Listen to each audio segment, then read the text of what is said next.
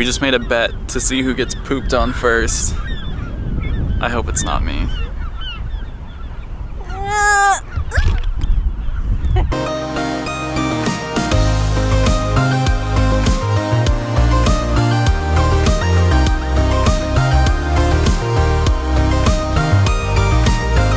Today, we're probably going to Channel Islands National Park. I say probably because, well, as the name suggests, it's made up of islands, and you have to reserve a space on a boat to get there.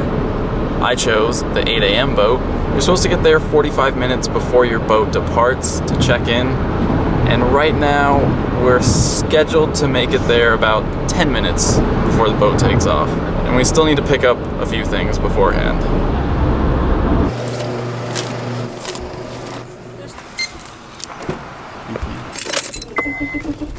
That took about 4 minutes, so now we're probably gonna make it there about 6 minutes before the boat departs.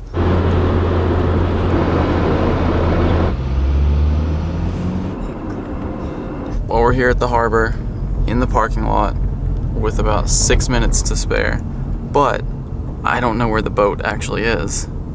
Is that it? I know we're kind of late. The guiding groups we have. Well, we made it. It's exactly 8 o'clock right now. You clog up sometimes, guys. They're not like a normal household toilet. While we're out here, I'm gonna try something out that's been discussed quite a bit on the internet lately. And that's using Incense when you're far away from any Pokemon spawn points. If you're in an area where there's no spawns mapped, Incense will draw from the entire pool of Pokemon when deciding what Pokemon will appear. I'm not sure if we're far enough from any spawn points right now to make this work, but I'm going to put an Incense on and see what happens.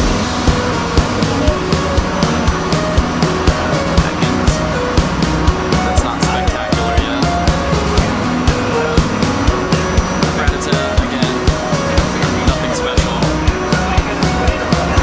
Also, don't forget, Incense will spawn a Pokemon every 5 minutes if you're standing still, and once per minute if you're moving at least 200 meters per minute. Zubat. So far it's looking like pretty common Pokemon.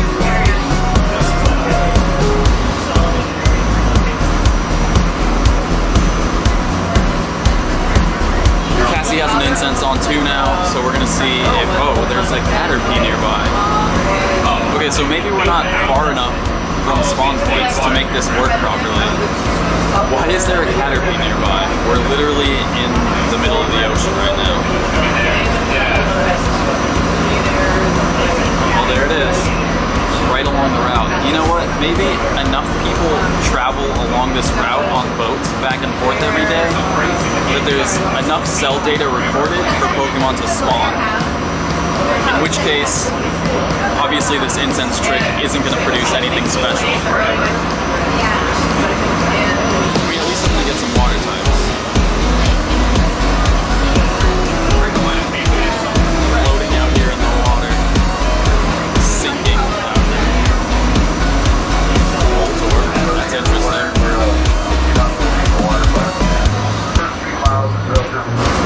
Voltor, that's the most interesting spawn so far. It's something I really don't see a lot of. You saw I only have 28 candies. Magic Carp. Ekans, that's another skip.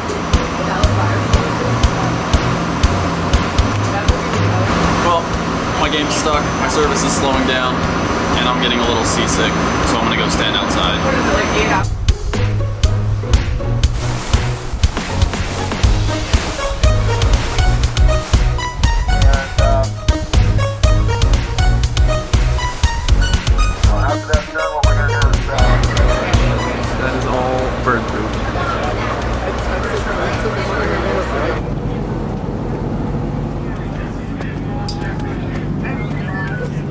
Just got off the boat, and overall my spawns weren't too interesting when I used that Incense, and I think the reason for that could be that enough people travel along that route on boats like this that there's actually enough cellular data to warrant Pokemon spawns.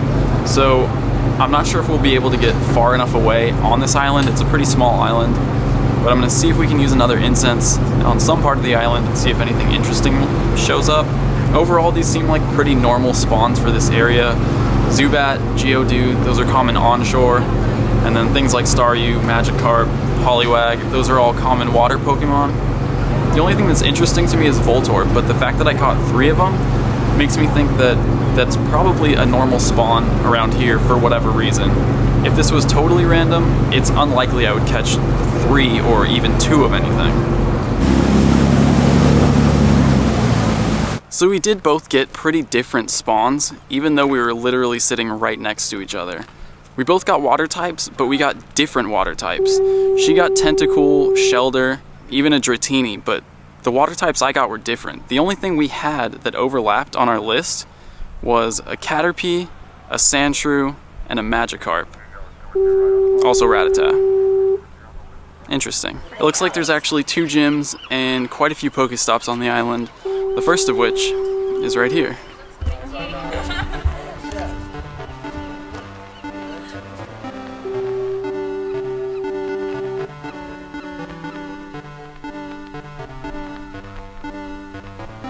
There are so many dead birds and dead bird pieces on this island.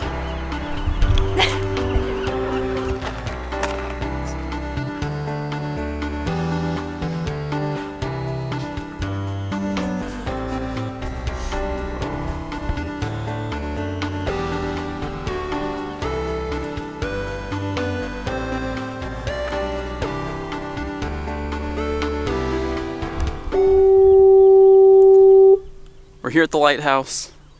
We can't go past this point because this foghorn is really loud and annoying. But luckily, this bench is in range of the gym. So, since we're here for another 7 hours, we're just gonna hang out, train the gym up, and leave some pretty decent Pokemon here.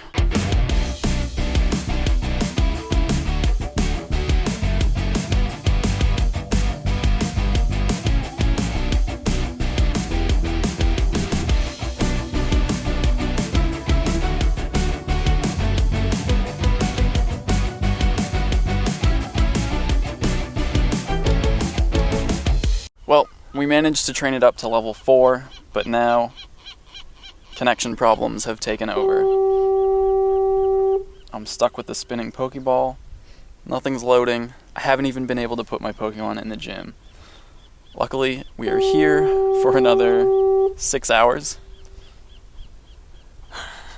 So we're gonna walk around, check out the rest of this very small island, and then maybe come back up here and see if I can leave a Pokemon later. Seriously, small island. A lot smaller than I expected. That's all of it.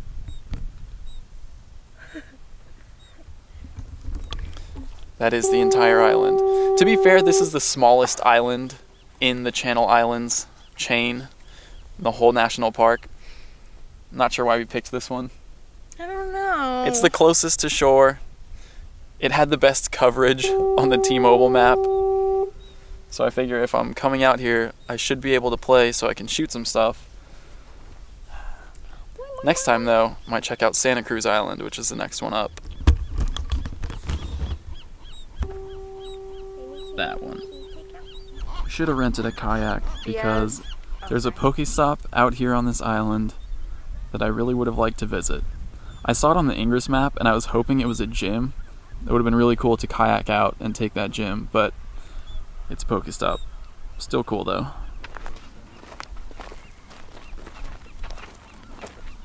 I'm using Pokemon Go as a trail map as we walk around the island, and it seems like the farther we get from the gyms and Pokestops, the less Pokemon appear in the sightings.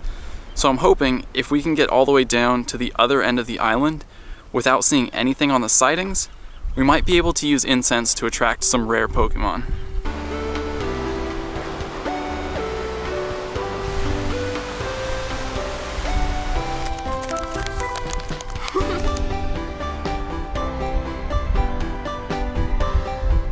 We definitely should have gotten kayaks.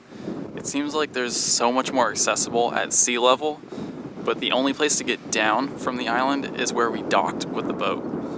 If we had kayaks, we could come around to beaches like this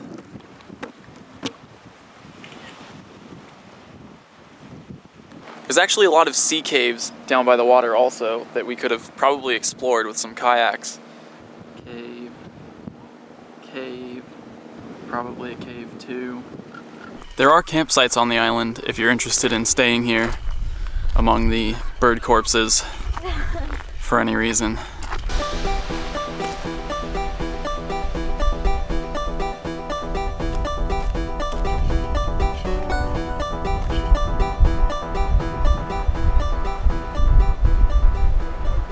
Right now we're on East Anacapa Island. That's West Anacapa Island, and that's actually a nature conservancy.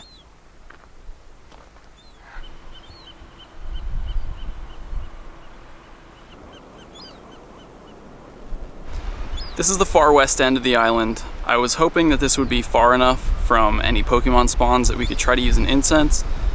Obviously it's not, because there's a Nidoran on the sightings list. So we're gonna follow this loop trail back and probably eat some lunch.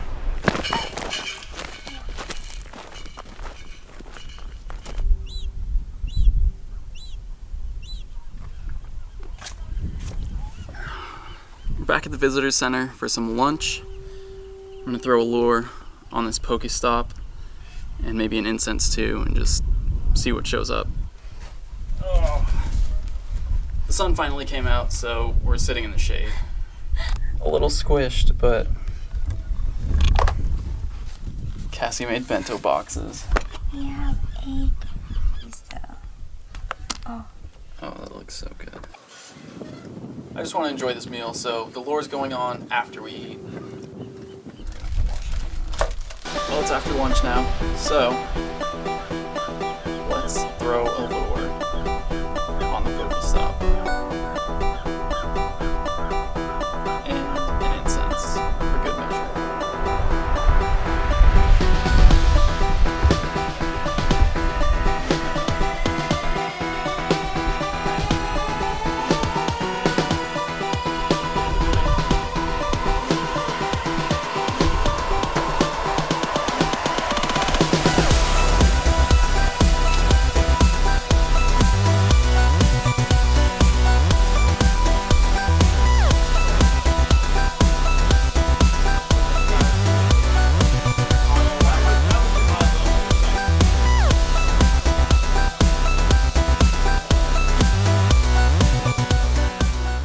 That was a little frustrating.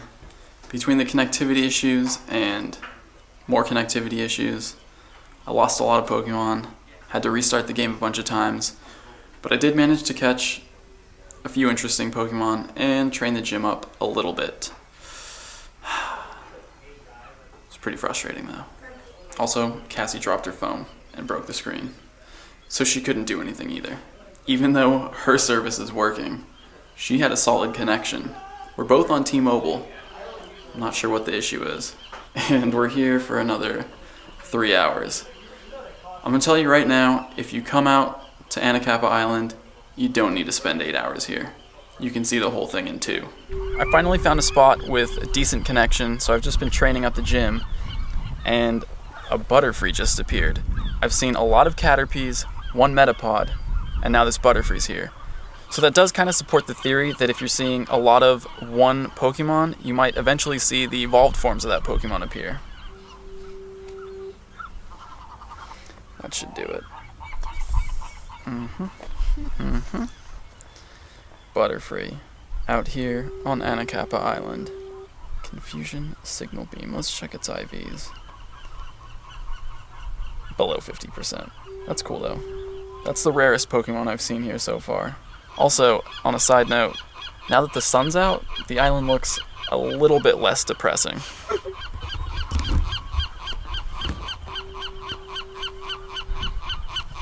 I just finished training the gym up to level 7, and this is going to be my stopping point because after level 7, the amount of prestige it takes to level a gym up increases dramatically.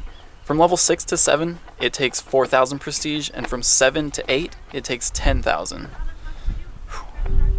So now, I'm going to leave something here. Cassie's going to try to leave something here. And I'll move on to the lighthouse gym and spend some of our next 2 hours on this island there, trying to get that one to level 7. Again, guys, 8 hours, way too long unless you're spending the night on this island. Bring a kayak. Come on. Well, she's definitely struggling to leave something here. I'm just gonna do parasect. There you go. We got it. Yes. She got something decent into the gym.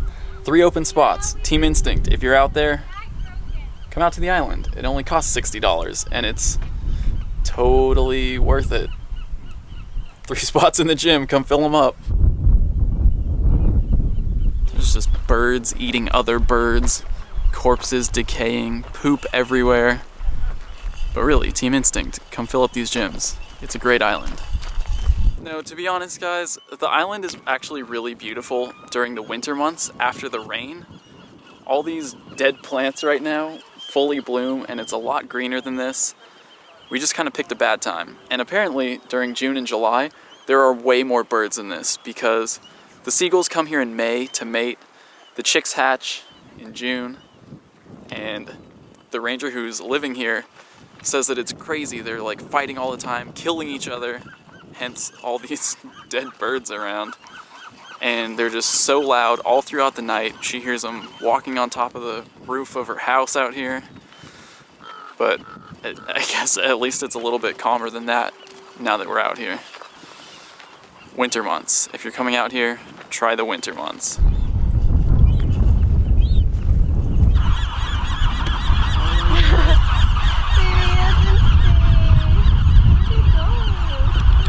This is it. If one of us is getting pooped on, it's happening now.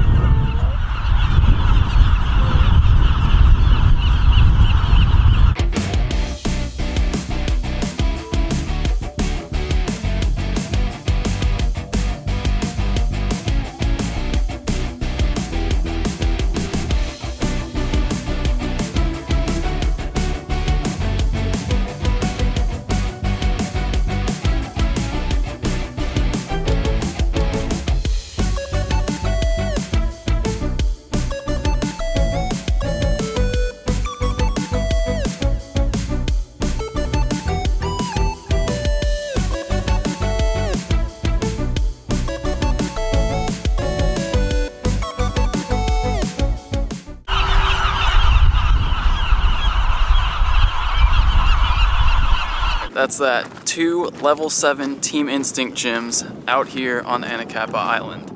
I'm curious to see how long we'll hold them, so I'm going to keep an eye on the 2 Pokemon that I left there and see when these gyms get taken down, or at least when my Pokemon get knocked out of them. So, again, Team Instinct, I invite you to come add your Pokemon out here on Anacapa Island. Maybe bring an umbrella, nose plugs. It's almost 5, so we're heading back down to the dock now. We're gonna get back on the boat, and I'm gonna try another Incense on the way back and see what kind of interesting Pokemon I can find. On the way here, it seemed like a lot of what spawned I also saw here on the island, so that route might be mapped. Well, you did it again. What are you doing? You're gonna get pooped on like that. But it seems like that route that the boat takes from the mainland to the island might be mapped with the same spawns as the island, but I'm curious to see what we find this time.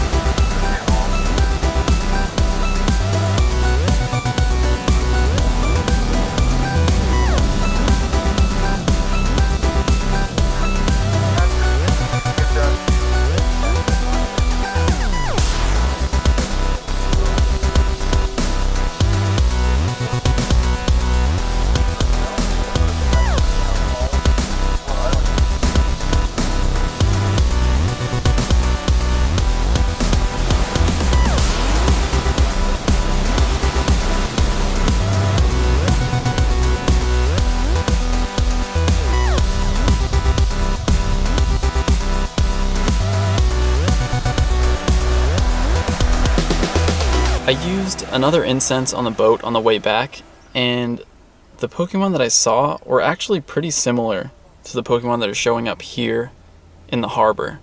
They're also pretty similar to the Pokemon I saw on the island, so I have a feeling that the whole channel is mapped to have the same Pokemon as here and the island. Now, interestingly, I did come across a Charmeleon at the very end of my Incense when I only had one Ultra Ball left, and of course I didn't catch it.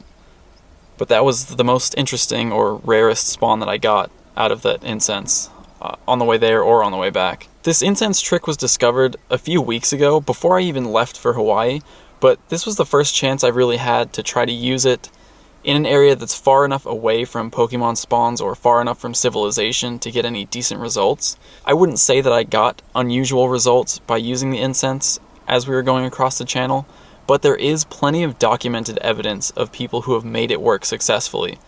People have used it on a cruise ship out in the middle of the ocean and found really rare and unusual Pokemon.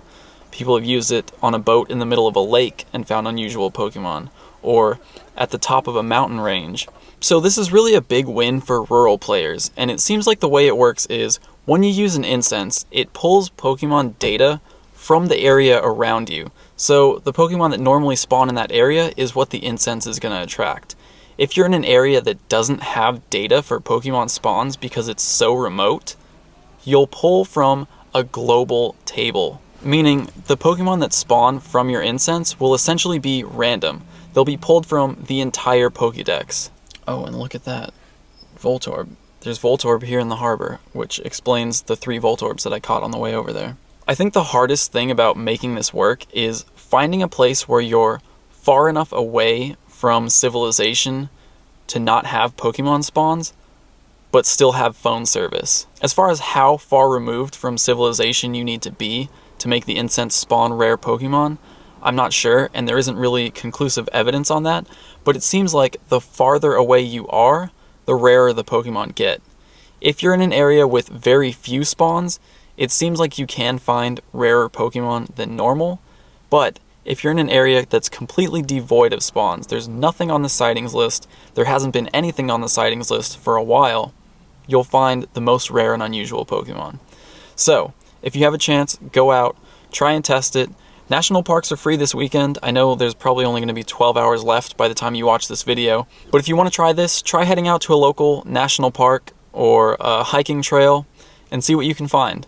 Let me know in the comments or on Twitter if you find anything unusual. And as always, thank you for watching. Thank you for putting up with the birds squawking all day. We'll see you tomorrow. Obviously, the biggest change that comes with 2nd generation is the addition of new Pokemon. There are 100 new unique species of Pokemon in 2nd generation, but a few of them are related to some we already know from 1st generation. 10 1st generation Pokemon get new evolutions in 2nd generation, so you want to save up candies for these species if you want to evolve them.